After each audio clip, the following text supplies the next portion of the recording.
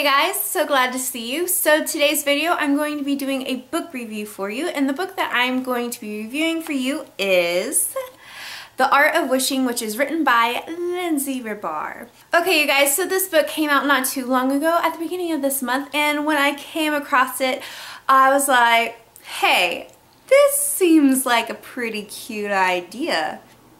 Let's check this out. And I'm so happy that I can tell you guys I was not disappointed. This book was amazing.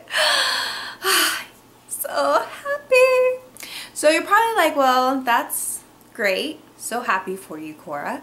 But what's this book about? Just let me tell you. So our main character's name is Margo, and Margo is a senior in high school, and she pretty much has a plan for everything in life. And when we are first introduced to her, she is auditioning for the lead in a school musical of Sweeney Todd. She pretty much blows all competition for that role just out of the water because she was like, boom! I nailed it. But then some interesting things start to play out. She was cast in a different role. Margo was like, is this right? I'm not gonna lie, I am a little bit upset about it, but I'm not gonna like go all postal crazy either, but is this for reals? I didn't get the role. So that was the first incident where Margo is like, hey, there's some odd things that are going on. And it's not long after this when Margo comes into possession of a very interesting ring. And let's just say that this ring isn't the kind of typical ring that you would find discarded and left in the girl's bathroom, because it's a ring that belongs to a genie? Yeah, that's pretty much what it is. Let's just put this into Aladdin terms. So instead of having a lamp, you have a ring. Boom, there we go. So pretty much immediately following Margo finding this ring, she learns just a little bit more about a particular sophomore at her school whose name is Oliver. In fact, she learns that he's not your typical kid. He is actually a genie. So Margo has 3 wishes at her disposal, but hold your horses, because of course we have to have a villain in this story.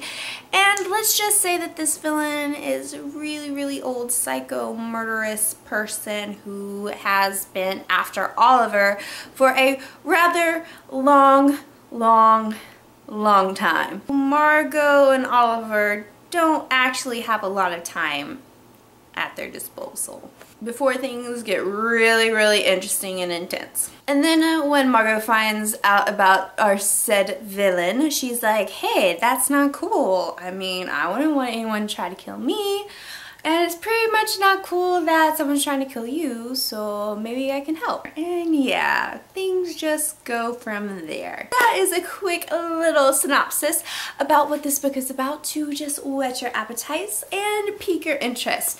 So let's talk about characters. I'm just going to say that I loved Margo. There was just so much potential for her character to be that typical YA female character who's like, I have such a weird home life, I don't have friends, I'm shy and awkward, my best friend is a really popular one, and I'm just not. I'm just gonna say that there was a lot of potential for that, but Margo, being so freaking awesome like she is definitely not like that at all. She definitely has spunk and sass, and you definitely get a sense that a lot of the things that are the way that they are in her life is because that is how she chooses them to be, in the way that she prefers them to be. But if she wanted things to be different, she could do stuff to make stuff happen. Margo is such a wonderful character, and I'm just gonna say, I was like, yes, you go girl, you just love you.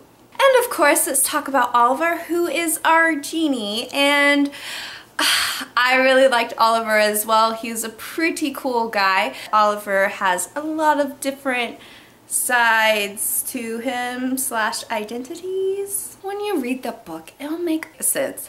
Promises. Oliver is a pretty witty guy, and he's rather clever, which just makes things so much more interesting.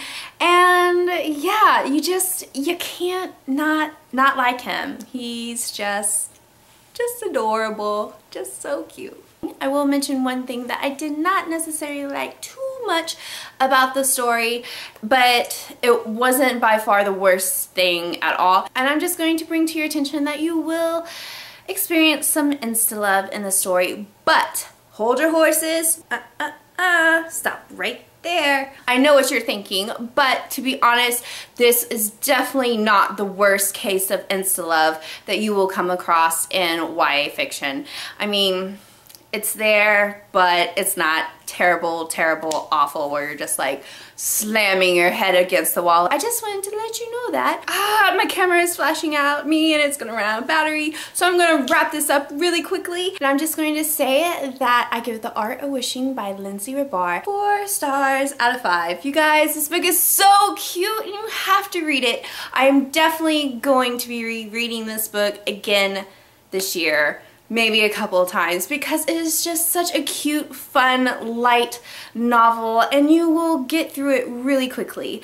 So yes, you guys, check this book out. It's so good and so cute and just adorableness. Until I see you guys next time, peace out, Girl Scouts.